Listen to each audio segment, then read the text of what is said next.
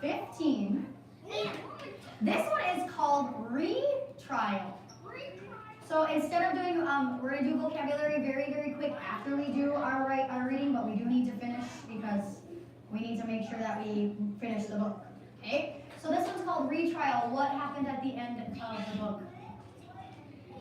Or not at the end of our chapter yesterday. What happened to Mark? He got kicked out. Does anyone remember the name of his cabin? The Raven's Nest. Do you know what a raven is? A raven's a type of bird. Okay? So it says, it took Mr. Maxwell about 15 minutes to locate Mrs. Stearns. After checking over the girl's cabin, he walked and found her at the lodge. Taking her aside, he said what he had to do. And I'm going to have to leave you in charge for a couple hours, all right? My goodness, she said. You'd think that boy would have more sense than to do something so silly. But sooner or later, everybody's got to learn that no means no, even when your daddy's got $500 million. I'll keep things on track here, but hurry back, please. Walking along the roadway toward the house, Vicki Lynn, can you shut the door, please? You're my last one in the restroom. Now, Mr. Maxwell told himself he was doing the right thing. He said to himself, well, rules are rules, and they need to be followed. I can't make an exception for him when his daddy has $1 million. The odd thing was that Mr. Maxwell wished he could let Mark off the hook. He watched Mark either during the scavenger hunt. The boy really got into it. He really liked the science class. And now, of course, lately Mr. Maxwell knew that he hadn't been any help at all. He hadn't really been encouraging Mark to participate. He was kind of being mean. Vicki Lynn, shut the door, please. Thank you. But watching Mark this afternoon, seeing him scramble through the bush, Mr. Maxwell's heart began to soften a little bit. What does it mean if his heart began to soften? Did it actually get softer? No, that means that, no, his heart was softer. That means he was starting to like Mark. He was going to give the kid another chance. Wipe the slate clean. But then he did this. He brought a knife to a week in the woods. Mr. Maxwell kept saying, if it had been some other kid, would I have done this? Or would I have just said, nice, but give it back to me and you're okay? But the fact was, it wasn't some other kid. It was Mark Chemsley. And if I did let him off on this, it wouldn't be good for him. That's what Mr. Maxwell told himself, and he believed it. It was like Mrs. Stern said, everybody's got to learn to obey the rules. Sometimes you have to learn the hard way, and the hard way he got caught. At the gatehouse, Mr. Maxwell put his hand on the knob. Looking at the parking lot, he saw his blue pickup and thought of the boy sitting in the front seat. He thought, kid's been over there for 20 minutes now. Maybe that's enough for him to think about what he did. Maybe he learned his lesson. But he thought, no, I need to stick to my rules. Inside, the ranger was on the phone. Yeah, I'll hold. Covering the mouthpiece, he said, hey, Bill, good to see ya. Mr. Maxwell nodded and smiled as he leaned across the corner. So do you know what the ranger is? Yeah, it's like the park ranger. He's like the park ranger. He's the person who looks over and sees that everything at the park is going good. Pointing at the phone, the ranger said, I'll only be a minute. No worries. Hey, Tommy, it's Jim Fletcher over at Gray's Notch. Yeah, I'm pretty good. Tell me, do you think that you get a vacuum truck over here tomorrow morning? I've got a pit behind the sanitary unit. It's got to be picked up and there's water everywhere. Yeah, there's some complaints. And it smells like... It smells gross. I appreciate it, Tommy. See you tomorrow. Sorry there, Mr. Maxwell. Looks like you've got a great gang of kids, just like old times. Now, what can I do for you? I just need to use the phone, Jim. It's an emergency. Jeez, Bill! Should have told me to hang up! He gave him the phone. Can I help you with anything? No, it's not a real emergency. Just a kid has to go home. He was a smart-mouthed kid. A rich kid. And he thinks that the rules he doesn't have to follow the rules. Did he start a fight or something? Asked the ranger. No, he didn't start a fight. He had a knife. Jeez! Kid came with a knife? Did he cut you? Mr. Maxwell shook his head. No, Jim, slow down. He didn't come at me with the knife. He just had a knife on him. Don't worry, I'm okay. So the ranger picked up the knife that Mr. Maxwell gave him, and he took it out of his sheath. What's a sheath? That's saying that, Get your sheath. Find your sheath. Ready? Yes, he got the knife out of the sheath. He turned it over a few times, looking at it. He squinted. Geez, Bill, it's really not that big of a knife. It's more of a tool. The kid's getting sent home for this? He has to miss the whole week because of this little knife? Mr. Maxwell nodded. Well, it's the rule. We said no knives. And this is a school activity, no knives at school. The ranger studied the knife. Okay, study the knife. Study the knife. Really? Even at a state park? In the woods? I'm not telling you how to do your job, Bill, but it seems pretty rough. Did you give the kid a chance to say sorry or anything? I mean, I could talk to him if you want me to. You know, be a little serious and everything. When I get my hat on, I look really official. Kind of scare him a little bit. What's the boy's name? Mr. Maxwell smiled and shook his head. His name is Mark, and thank you, Jim, but I know this kid. Somebody's got to come down hard on him. Might as well be me. Best thing for him. Would you mind stepping out a minute? It won't take long. I want to be alone when I talk to his parents. The ranger went outside the door. The ranger came back inside a minute later. Mr. Maxwell was talking on the phone, trying not to lose his temper. Yes, I understand that Mr. Chemsley isn't home right now, but surely you've got a number where he can be reached. I know it's later over there, but I'm sure you'd want to wake him up. This is important. So was his dad at home? no, Europe. He was in Europe, wasn't he? The ranger motioned for Mr. Maxwell to cover the mouthpiece. So have you ever covered the mouthpiece before? So he's on the phone, pretend this is a phone, and he's covering the mouthpiece so that they don't hear what he's saying. So grab your phone, it's like this, cover the mouthpiece, so he's talking so that they don't, so that Mr. Chemsley, whoever's on the other line, doesn't hear him. So, where was I? Oh yeah, I lost my spot. Oh, he said, Bill, tell those folks that you'll call them right back, okay? Mr. Maxwell, no, Jim, I'm handling this. I appreciate what you're trying to do, but the ranger put his hand on Mr. Maxwell's arm and looked him in the eye. He said, Bill, just tell them you will call them back. Tell them right now. Oh, Mr. Maxwell took his hand off the mouthpiece and said, hello? Yes, I'm sorry. I'm going to have to call you back. Everything's fine. Mark is fine. I'll call you back. Turning to an angry face, Mr. Maxwell said, Jim, I know you. Bill, said the ranger, forget all that and just answer me one question. The boy's name is Mark, right? What's his last name? Chemsley, said Mr. Maxwell. His last name is Chemsley, and I've already told you. Whoa. The ranger held up his hand again. Hear me. If the boy's name is Mark Chemsley, then what do you make of this? Handing the knife to Mr. Maxwell, the ranger pointed at the flat side of the handle. Mr. Maxwell had to hold the knife almost at arm's length, and when he did, he tilted it so that you could see the light go on the knife. Something was scratched into the stainless steel, some letters. Squinting, he looked again, and the letters read, Jason Frazier. Tell us the kid. Tell us the kid who gave it. Jason Frazier? Mr. Maxwell said, oh my gosh, I feel terrible. The ranger watched Mr. Maxwell, and the waves went across his face, so he was kind of like, oh.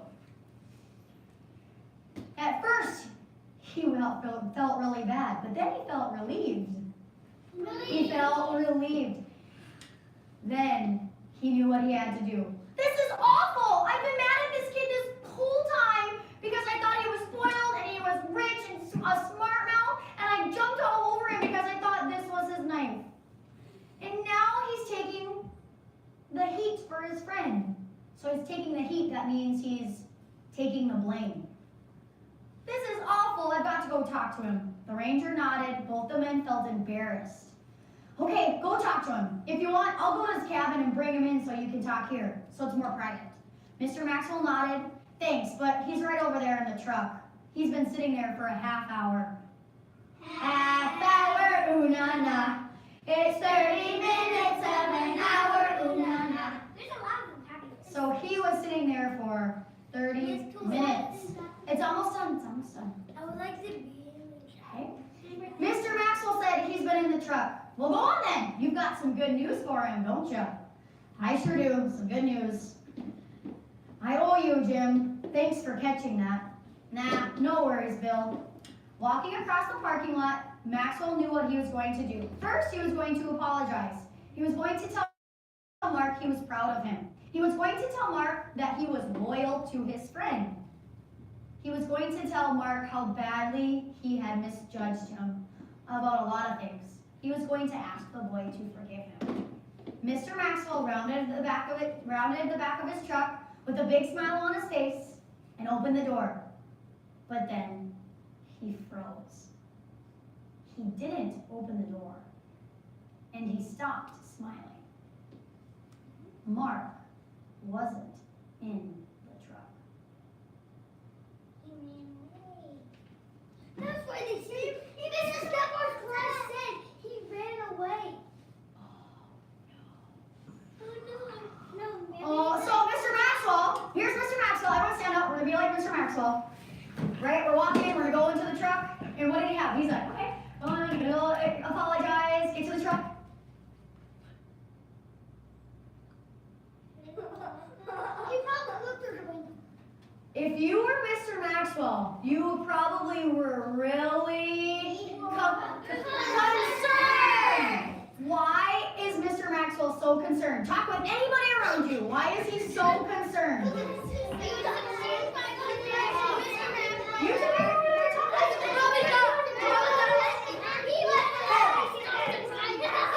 Why is he so concerned?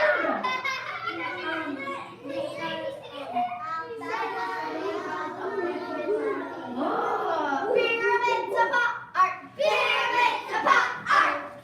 Oh, if you were, you can, friends, we're gonna scoot kind of this way so that Miss Gratian can go there.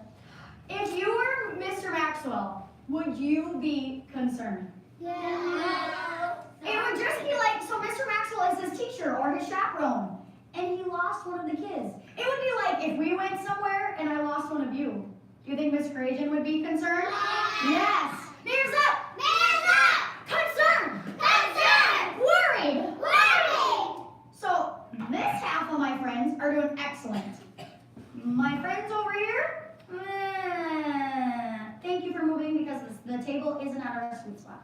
Okay? Hands up! Hands up! Corridor! Corridor!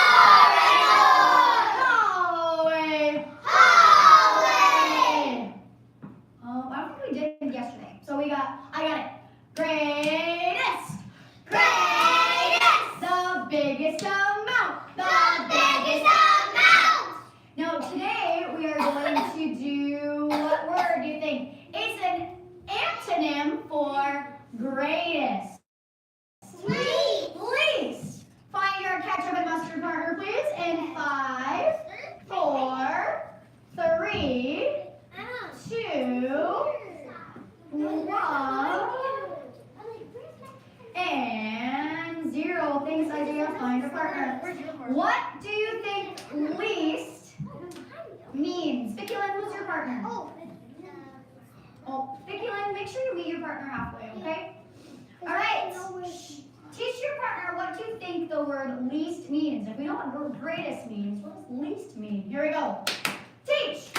Okay. Teach your partner.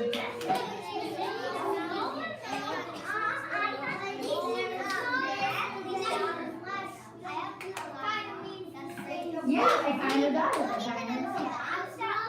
Okay. Pyramids of art. Pyramids of art. So if we have least, what do we think if greatest is the biggest amount? The least amount. Least, Viculin, I appreciate you not blurting at Miss Gratian. What do you think least is? Let's give her a za. Z.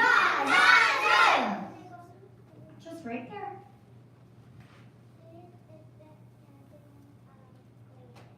Ooh! Did you hear those words? I didn't either. What is it? You were right though. What is it? It's the what? The antonym. I'm gonna put that on here. Antonym. I don't know if that's how you spell That's how you spell. Antonym of greatest. But what does it mean though? Isaiah. Oh, we can't put least in the definition, but what's the least amount? It's the smallest amount. I'm going to say the smallest amount or number. Let's say the smallest amount or number. Okay? So if I'm going to give me 3 numbers. Give me a number. 0. Give me a number. 8. Give me a number. 100. So if I want the least, which one? I'm going to circle the 0. It's the smallest amount. Now, when do we use the word least usually? In math. So I'm gonna put math right here. I'm gonna put math and oopsies. And I'm gonna put greatest. What do we do for? It's the antonym of greatest, but what are we gonna do to greatest? X it out. And I'm just gonna do like I like the word small here. Small. I'm not sure why it's doing that. Okay. Class, ski class. So what can we do for actions for least? So this is greatest because greatest is the biggest. Ooh, but if we do this for least, that's the same thing. Ooh, I like it. This is Adeline. She's going least. Like we're doing it really small. I like Adeline. Mirza! Greatest! Greatest is the biggest amount. The biggest amount. Least. Teach with your partner what the word. Oh, I think you already taught with your partner. You're right. So you don't have to do that. You don't have to do that. All right. So we are not going to make a big commotion today. We're not going to make a big commotion. You need to answer a vocabulary word to get your vocabulary notebook. What tells me if you know the answer? Okay, here we go. Are these numbers on a line in order? Thank you. This is 30 minutes of an hour. Kyle. Excellent. This is everyone gets the same amount. Thank you. This is cut into 3 equal pieces. Thirds. This is giving reasons why you want something. Persuade. This is using clues to figure out what the author's trying to say. Infer. Lots of facts. No, lots of facts.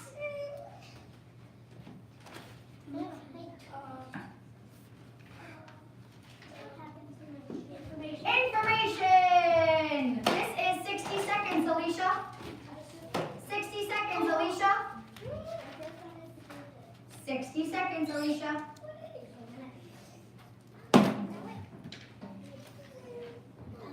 Minute. This is 2 vowels back to back. Work together, make one sound. Not a blend. 2 vowels. Trig. Vowel combination. This one is cut into 4 equal pieces. Fourths. This is telling a story in your own words, Logan. Retell. This one is, this measures time with the hands. Alicia, you're going to have to answer one. It has it with the hands.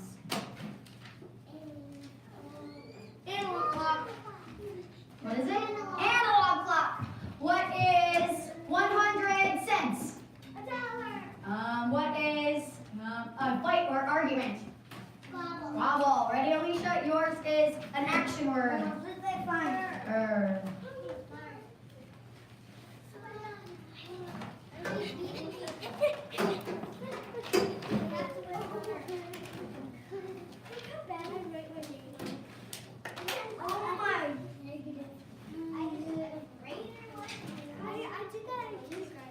Good. And you did that.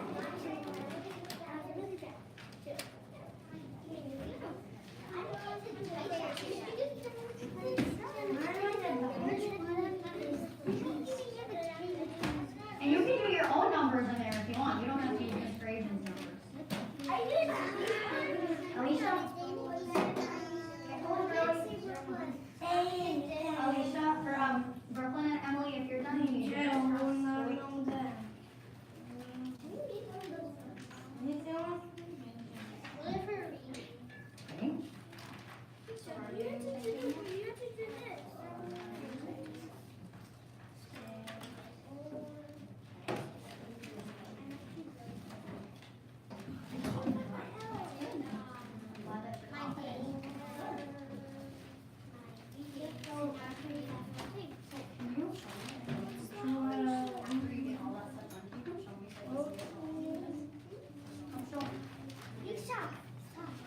Okay.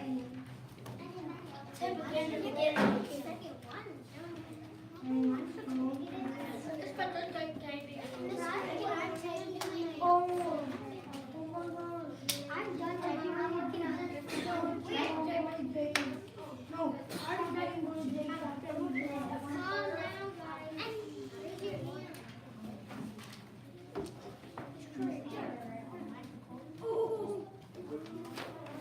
I only did no.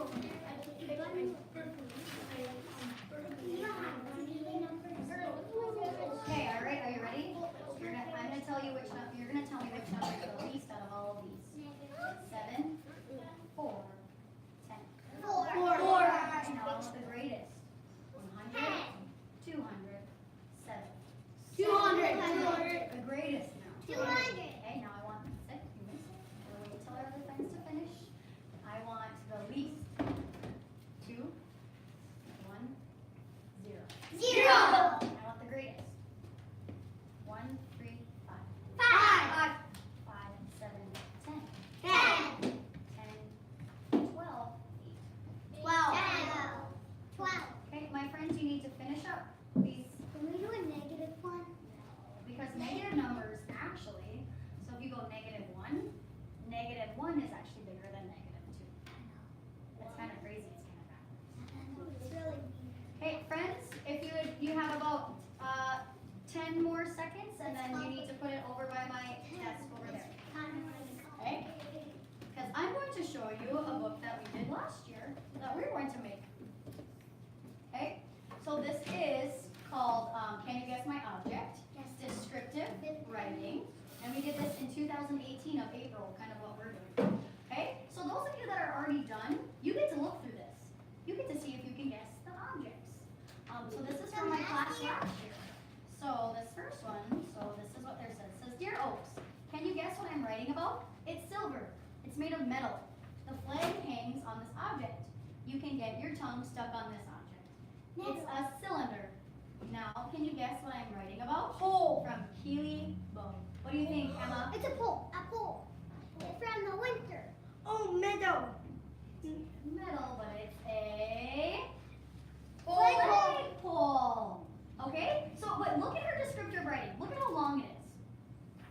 Let's count how many sentences. 1, 2, 3, 4, 5, 6. Alicia and Emily need to put your vocabulary away so you can come to Miss Frazier. You'll have to put it over by my desk. Okay? So these were all done. So those of you, I have a couple that are done. Like Emma, yours is already done. I already have yours printed for our book. What you need to do is draw a picture using crayon. Using what? Crayon. Using what? Crayon. You're using crayon and you're writing the answer underneath. I just had to do it. Okay? Then you're writing what yours is. Okay? And did you do mine?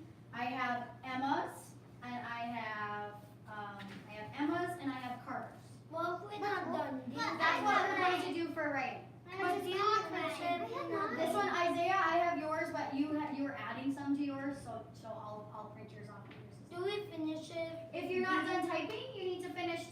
Now we have today, tomorrow, and Thursday to get done with our typing. So we need to get going. Now, Miss Fraser, what do I do if I'm done? Conference. You could always conference, you could type, or you remember if you're done with the one for the paper, you get to write one to the other class. And then you get to type them and we'll give them to them over there. Carter or Colton. What about you're done on the third day? When What's that? you draw your picture. And the pictures and stuff don't have to be due to the paper. We can do that. Just Thursday we need to be done typing. Okay? Miss Adeline. What if you're done with all of them? That's with the other class. Then you get to be a good peer editor. Okay? So let's get started. Carter. Logan. Can I draw a picture on mine? Yeah. I don't want to do it. Can we see if we're not done? Is mine the cup one? Emily G. Alicia. Emma. Here you go, Emma. I'm done with all that. And so Carter and Emma, you can look through this. I was mine or I was done. Viculet. I hope we can find some smart spots Did to work everybody today. get a book? Mini Emily B. basket? Everyone will get that book. Adeline. Miss Creighton. Logan. Colton.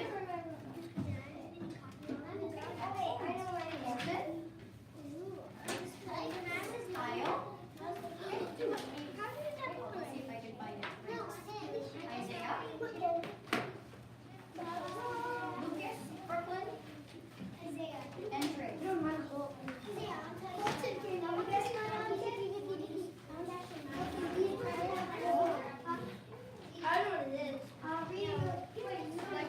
I know what it is.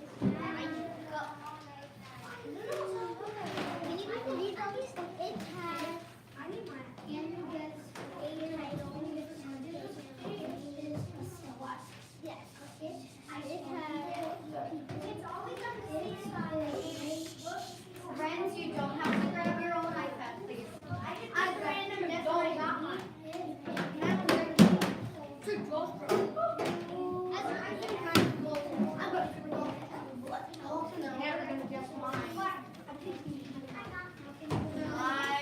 My writing music is going to start.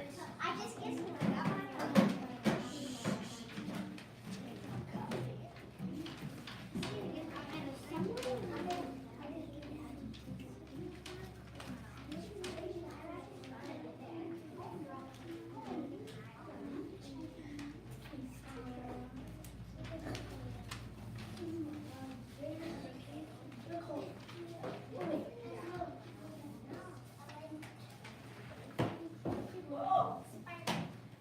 We took the world's most innovative capo and completely redesigned it with more than 30 years.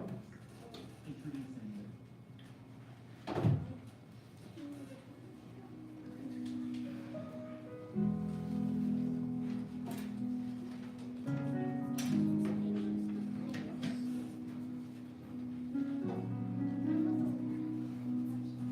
I only need yours, correct?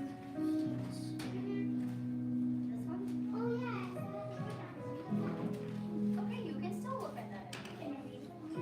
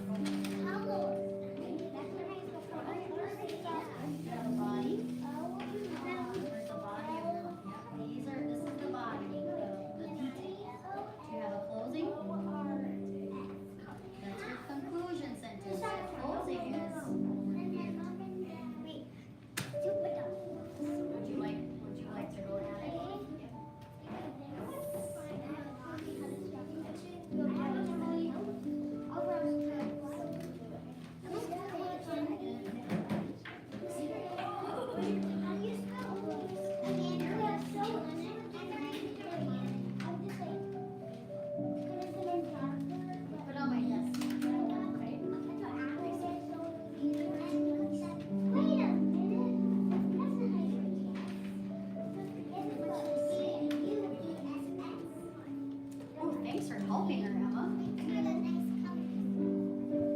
Did you do your picture yet, Sky?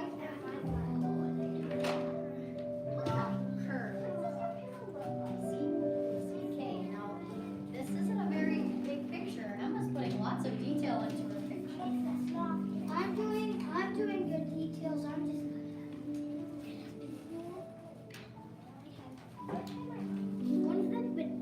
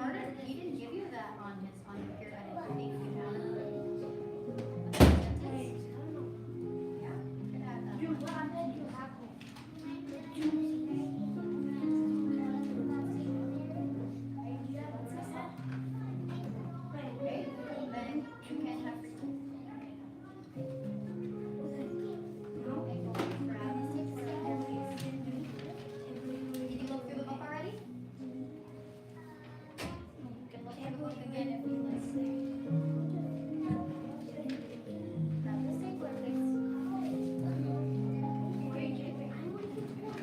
Brooklyn, you cannot type anymore. I'm going to have to type yours.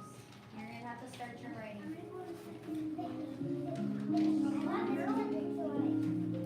Friends, you have 5 minutes left.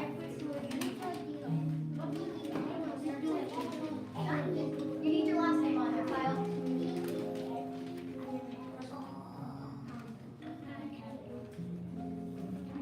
Sorry that happened.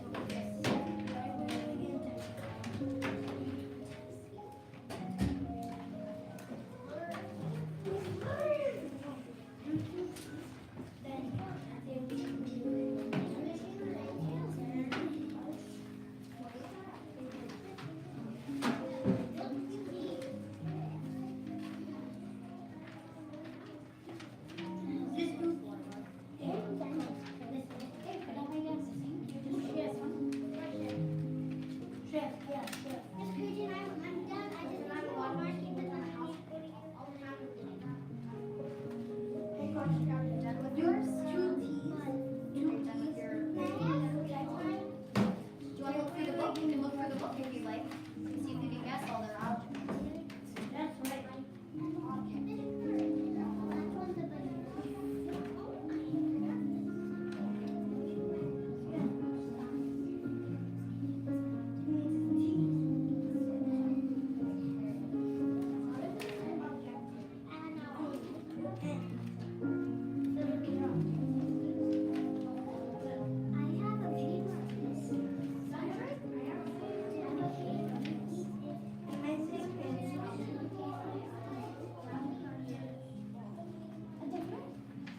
can find it?